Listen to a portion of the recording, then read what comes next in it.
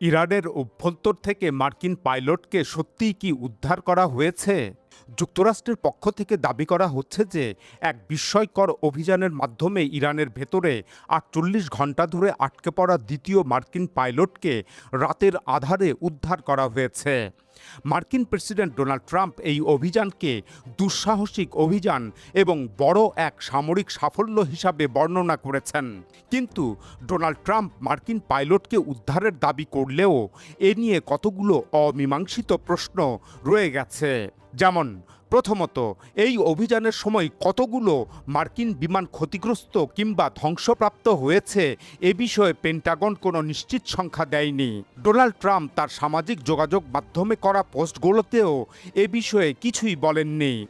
মার্কিন প্রতিরক্ষা বিভাগের কয়েকজন অজ্ঞাত কর্মকর্তা সিএনএনকে বলেছেন কিছু পরিবহন বিমান ক্ষতিগ্রস্ত হয়েছে, তবে তারা বলেননি যে কতগুলো বিমান ক্ষতিগ্রস্ত হয়েছে বা কোনো বিমান পুরোপুরি ধ্বংস হয়েছে কিনা। যুক্তরাষ্ট্রের কয়েকটি গণমাধ্যম জানিয়েছে মার্কিন বিশেষ বাহিনী ইরানের মাটিতে দুটি বিশেষায়িত পরিবহন বিমান নিজেরাই ধ্বংস করে দেয়।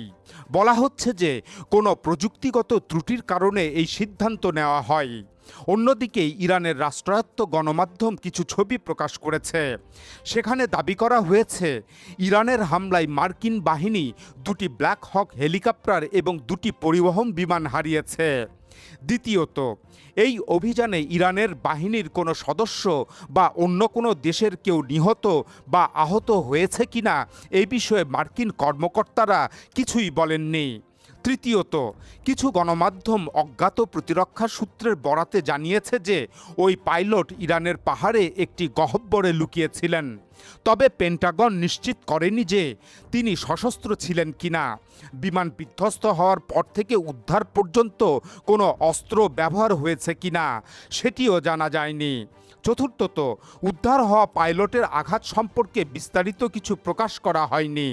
ডোনাল্ড ট্রাম্প এক পোস্টে বলেন পাইলট আহত হয়েছেন, তবে তিনি ভালো হয়ে উঠবেন। পরে আরেক পোস্টে ডোনাল্ড ট্রাম্প তাকে গুরুতর আহত বলে উল্লেখ করেন।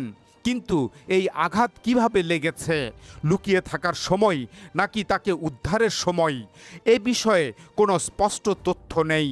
পঞ্চমত, বর্তমানে ওই পাইলট কোথায় আছেন এ বিষয়ে মার্কিন কর্মকর্তারা তার বর্তমান অবস্থান প্রকাশ করেননি। পেন্টাগন জানায়নি যে তিনি এখনও উপসাগরীয় যুদ্ধ অঞ্চলে আছেন কিনা, তাকে কোনো সামরিক বা বেসামরিক হাসপাতালে নেওয়া হয়েছে কিনা তাও জানা যায়নি। অবশ্য গণমাধ্যম সিবিএস নিউজ জানিয়েছে যে তাকে চিকিৎসার জন্য কুয়েতে নেওয়া হয়েছে। ষষ্ঠত, উদ্ধারকৃত ওই পাইলটের নাম এবং পরিচয় প্রকাশ করা হয়নি। ডোনাল্ড ট্রাম্প শুধুমাত্র বলেন উদ্ধার হওয়া পাইলট কর্নেল পদমর্যাদার। সপ্তমত, উদ্ধার অভিযানে কোন কোন বিমান ব্যবহার করা হয়েছে এবং সেগুলো কোন ধরনের বিমান এসবেরও পূর্ণ তালিকা নেই। ডোনাল্ড ট্রাম্প কেবলমাত্র বলেন ডজনখানেক বিমান অংশ নিয়েছিল। তিনি দাবি করেন এসব বিমান বিশ্বের সবচেয়ে প্রাণঘাতী অস্ত্র দিয়ে সজ্জিত ছিল।